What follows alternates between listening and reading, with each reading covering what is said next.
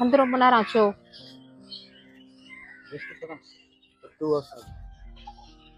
Sorry. என்ன புதுசா சாரிலாம்? எப்பவும் என்ன வர வச்சுட்டு காக்க வைக்கிறது தானே உங்க பழக்கமே. அதுல என்ன சந்தோஷமான விஷயம்? நீ மட்டும் எப்பவுமே சொல்றதெல்லாம் பண்றியா? சும்மா ஓவரா பேச.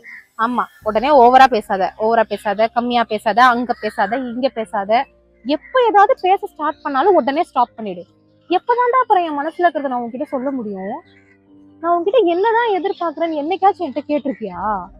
இல்ல ஃபீல் பண்ணிருக்கியா? எங்க நான் உன்கிட்ட என்ன எதிர்பார்க்கறேன்? எனக்கு இதை வாங்கிட்டா, அதை வாங்கிட்டா, இல்ல எனக்கு பெருசா சர்ப்ரைஸ் பண்ணு, எனக்கு அப்பதான் ரொம்ப பிடிக்கும், அந்த மாதிரி ஏதாவது நான் உன்கிட்ட எக்ஸ்பெக்ட் பண்ணிருக்கேனா? எதுவுமே கிடையாது. உன்கிட்ட அதிகபட்சமா நான் எக்ஸ்பெக்ட் பண்றது உன்னோட டைம், எனக்காக காட்டுற உன்னோட அட்டென்ஷன். நான் லோவா இருக்கும்போது உன்கிட்ட என் பிரச்சனைய சொன்னா அட்லீஸ்ட் அதை முழுசா கேட்டுட்டு ஓகே நான் இருக்கேன் அப்படின்ற ஒரு வார்த்தை, அவ்வளவுதான். இந்த மாதிரி விஷயங்கள் பண்றதுக்கோ இல்ல என் மேல பாசம் காட்டுறதுக்கோ ஆள் இல்லாமலாம் இல்ல. இருந்தும் நான் ஏன் அவங்க பக்கம் போல? எனக்கு அவங்க முக்கியம் கிடையாது. எனக்கு பிடிச்ச ஊக்கிட்டு இருந்து எல்லாமே கிடைக்கணும்னு நான் நினைக்கிறேன். ஆனா அதெல்லாம் உனக்கு புரியவே புரியாதுல்ல. உன் கூட எப்படி இல்லாமோ வாழணும்னு ஆசைப்பட்டேன். இப்போ எப்படியாச்சும் வாழ்ந்தா போதும்டா அப்படின்ற மாதிரியான ஒரு மைண்ட் செட் வந்துருச்சு. என்ன மாதிரி பொண்ணுங்கெல்லாம் உன்ன மாதிரி இப்ப புரிஞ்சுக்காம இருக்காங்க பாத்தியா? அந்த பசங்களுக்குலாம் என்ன பார்த்தா தொல்லை மாதிரிதான் இருக்கும். ஆனா இந்த பொண்ணுங்க ஃபீலிங்ஸ் எல்லாம் புரிஞ்சுக்கிட்டவங்க எல்லாம் போய் கேட்டு பாரு, என்ன மாதிரி பொண்ணு கிடைச்சா தேவதை மாதிரி கொண்டாடுவாங்க. தேவதை மாதிரி கொண்டாடுவாங்க.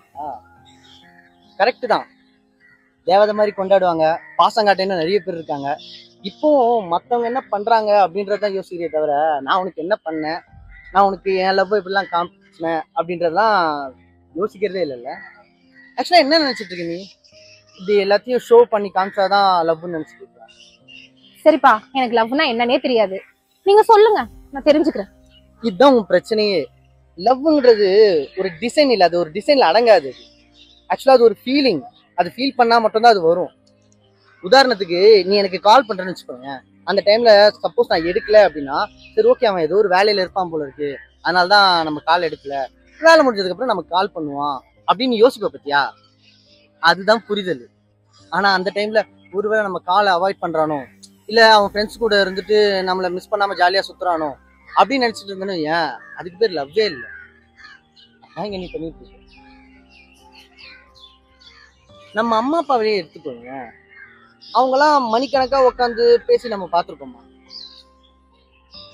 அவங்க அப்படி இல்லைனாலும் அவங்களுக்குள்ள அந்த லவ் அப்படியேதான் இருக்கும். அவங்களுக்குள்ள இந்த மாதிரி பிரச்சனை வராம இருந்திருக்குமா? எல்லா பிரச்சனையும் அவங்களும் ஃபேஸ் பண்ணியிருக்காங்க. எல்லாத்தையும் உட்காந்து அவங்களும் பேசுவாங்க. அந்த பிரச்சனையெல்லாம் தாண்டி இன்னமும் அவங்க வந்து லவ் பண்ணிட்டு இருக்காங்க. அந்த லவ் நமக்கும் தெரியுது அப்படின்னா அவங்களுக்குள்ள அந்த புரிதல் இருக்கு, அந்த அண்டர்ஸ்டாண்டிங் இருக்கு. அந்த அண்டர்ஸ்டாண்டிங் இல்லாதனால்தான் மிஸ் அண்டர்ஸ்டாண்டிங். அதனால்தான் இங்க பிரேக்கப்பு எல்லாம் வந்து நடக்குது.